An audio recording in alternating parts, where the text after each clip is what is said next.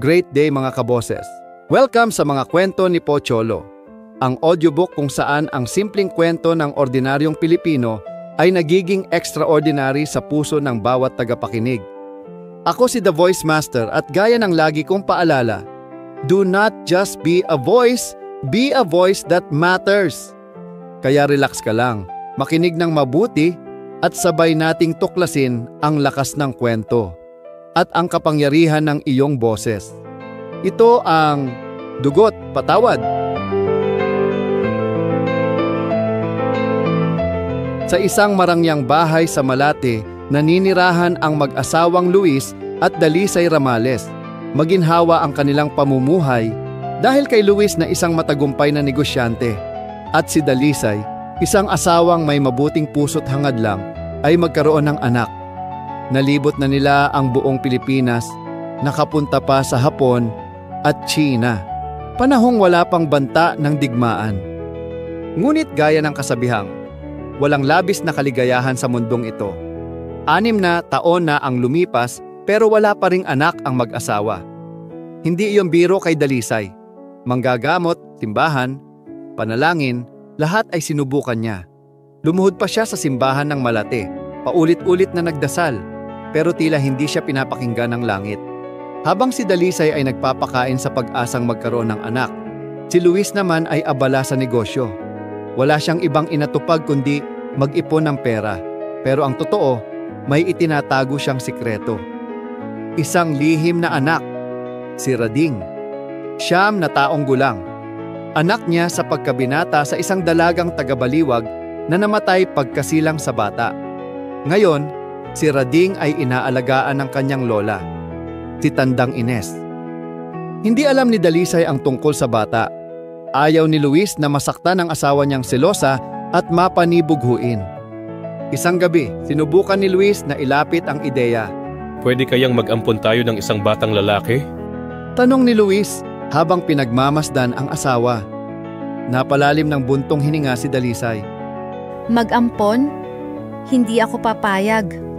Anak ng ibang tao na aalagaan natin, tapos sa bandang huli kukunin lang ng magulang? Hindi ako ganong ka-naive. Pero may alam akong bata, uli lang lubos. Wala nang ama't ina, hindi na siya kukunin ni Numan. Paliwanag ni Luis. Saan mo siya nakilala? Tanong ni Dalisay.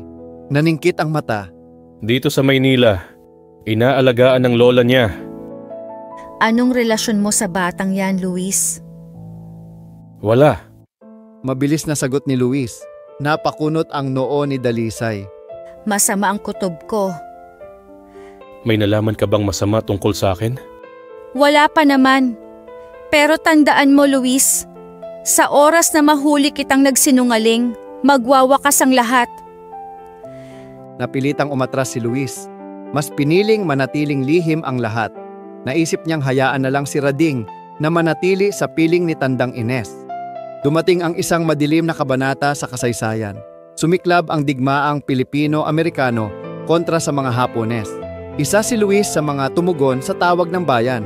Habang wala si Luis, nagkasakit si Rading. Naubos ang ipon ni Tandang Ines kaya napilitan siyang sumulat kay Luis. Ngunit sa kasawiang palad, si Dalisay ang nakabasa ng liham. Noon nalaman ni Dalisay ang katotohanan. Ang batang gusto sanang ampunin ni Luis ay sariling anak nito. Nasaktan siya ng labis. Gumuho ang mundo ni Dalisay. Naramdaman niyang pinagtaksilan siya. Sa galit at sama ng loob, nilisan niya ang tahanan nila ni Luis. Iniwan lang niya ang isang liham. Luis, 6 na taon tayong nagsama at minahal kita ng buong puso. Kaya't ngayon, sinasabi kong wala nang masakit pa kaysa matuklasan kong niloko mo ako. Ang batang nais mong ampunin pala ay anak mo. Noon ko pa sinabi, kapag nalaman kong ako'y nilinlang mo, magiging kriminal ako. Ngunit sa kabila ng lahat, pinasasalamatan ko ang Diyos na wala ka rito ngayon. Dahil alam kong nasa digmaan ka, pinapatawad ko ang buhay mo. Isakripisyo mo ito para sa bayan. At kung sakaling makaligtas ka, huwag mo na akong hanapin. Kalimutan mo na ako at mamuhay kayong dalawa ng inyong anak. Paalam, Dalisay. Bumalik si Luis mula sa digmaan. Umaasang makikita si Dalisay. Ngunit ang sumalubong sa kanya'y ang liham ng pamamaalam.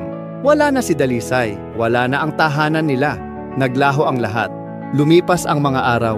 Kumalat ang balita, ang Bataan ay isinuko na. Nabigo ang puwersa ng mga Pilipino at Amerikano. Nalugmok si Luis.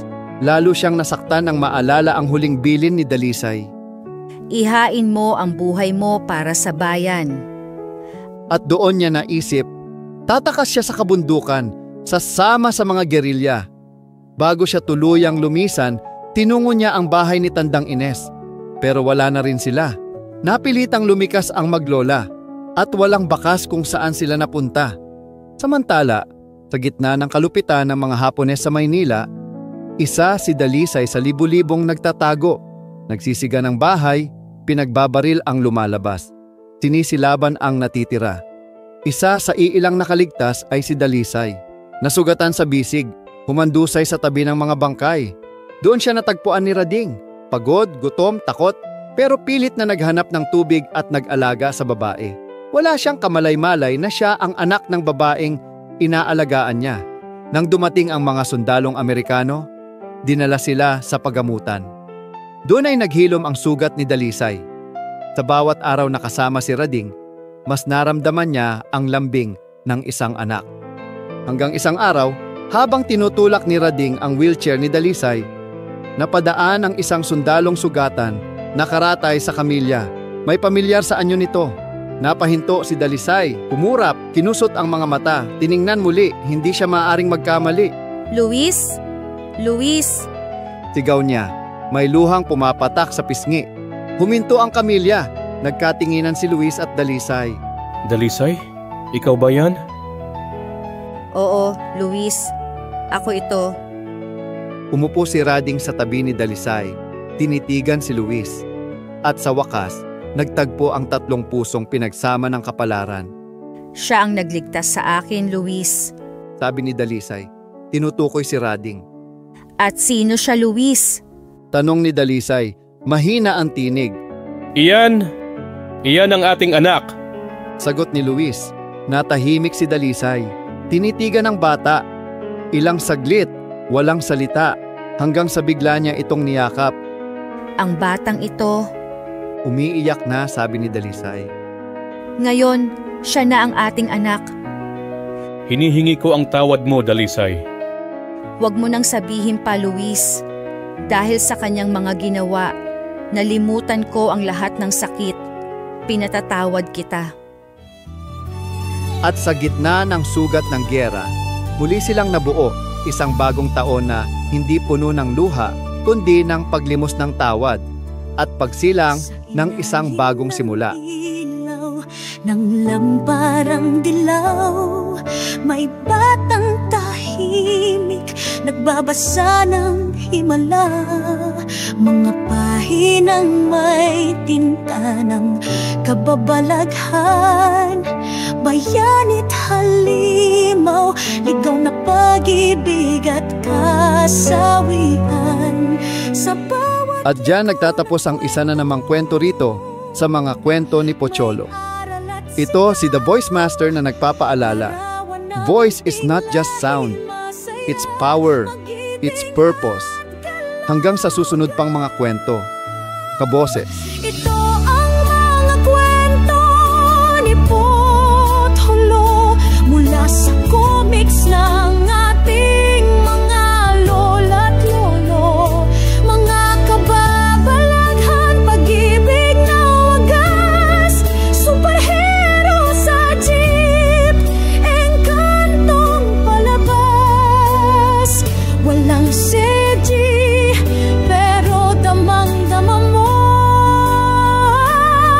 Mga kwento ng bayan, pinuhay ni Pocholo.